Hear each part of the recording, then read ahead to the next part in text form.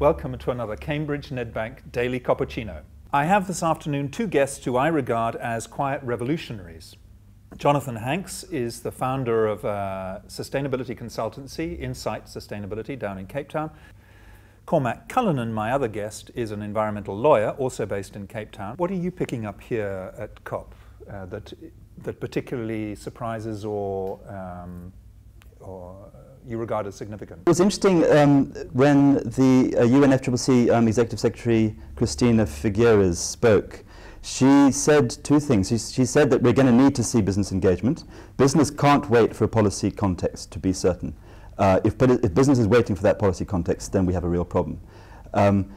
And Eva de Boer echoed that message around the need for real business leadership, because I don't think we're going to get it in a sufficiently timely manner from government at an international level. I mean, we're clearly seeing that. There's two key reasons why I don't think we're seeing enough from business. One is current understanding of value creation. It's still short term, and it doesn't understand, for many in business, why societal issues like climate change impact on value creation. That's informing investment markets, that's informing business success. The second concern I have is that the drivers on business from the media and from the investment community aren't exerting enough pressure. I think we're seeing a real lack of business leadership from many in the business media, and I don't think the institutional investment community is exerting enough pressure to get the shift in value that we require.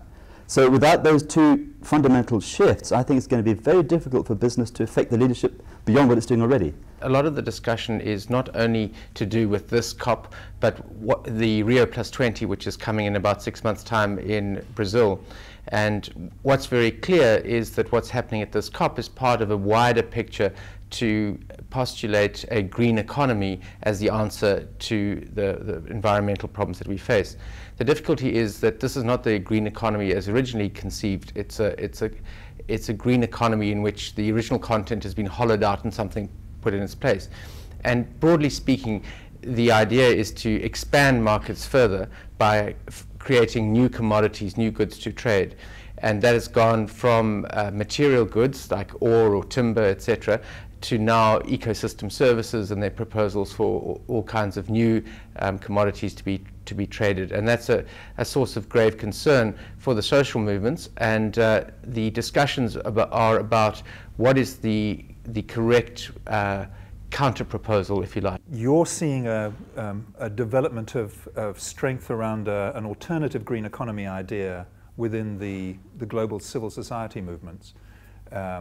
And John, I'm hearing you reporting on some momentum behind the green economy within the business community, but they sound as though they're heading off in rather different directions.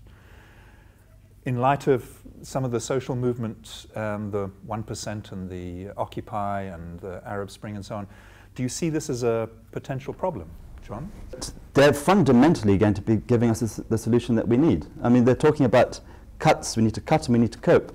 The cuts are going to come from business. Business is going to give us innovation that's going to make us do the cuts that we require. Coping, business is going to be hard hit by climate change. So they have an interest to affect this change. The real challenge is going to be dealing with growth and how we get to the stage when we grapple with the idea of calling quantitative economic growth to an end. I think that what we're seeing in the world is essentially a tussle, if you like, between two completely different worldviews which cannot be reconciled. The one is that we're separate from and superior to nature, and that the way to increase human well-being is to exploit the earth more and more.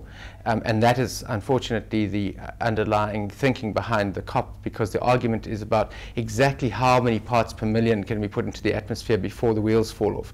In other words, what's the maximum level of exploitation that can be sustained? And the other point of view is that we humans are an integral part of the whole system, and we have to, our well-being is derived from the whole, which means we can only sustain our well-being if we sustain the health and integrity of the whole. In other words, we've got to find our ecological niche. We've got to find a way of feeding ourselves, clothing ourselves, and raising our offspring in a way which contributes to the health of the whole. I think that the second point of view, that we're part of the whole, is not an ideological position. I think it's simply accurate. It's supported not just by indigenous people, it's supported by quantum physics, by ecology, by everything.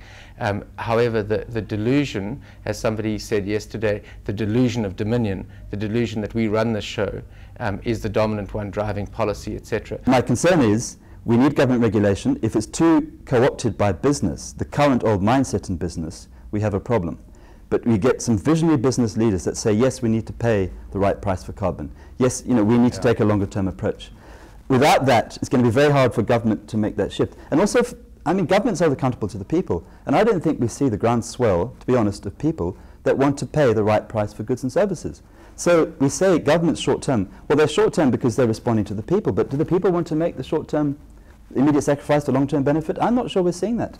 Isn't this the role of leadership? Are you identifying leaders who are starting to challenge the status quo? Well, I think it is early days, and I'd say John's right that we haven't really seen enough of that arising in South Africa, but I think it's on its way. At the height of apartheid, when it didn't look like anything was going to overthrow that repressive regime, it was a conversation started about what a post-apartheid society might look like, and that was expressed in the Freedom Charter with statements like the doors of learning and culture shall be open, people shall be secure in their homes, an aspirational document envisaging a new society. And that document was incredibly important in the struggle for liberation in South Africa, and has probably paid a major contribution to the fact that we now sit in a democratic society.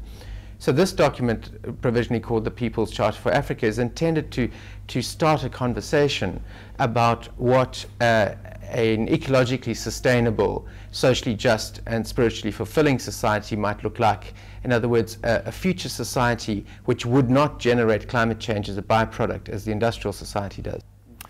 Gentlemen, thank you so much. This has been inspiring and hugely informative. Cormac, thank you for coming on the COPpuccino. John, see you again soon.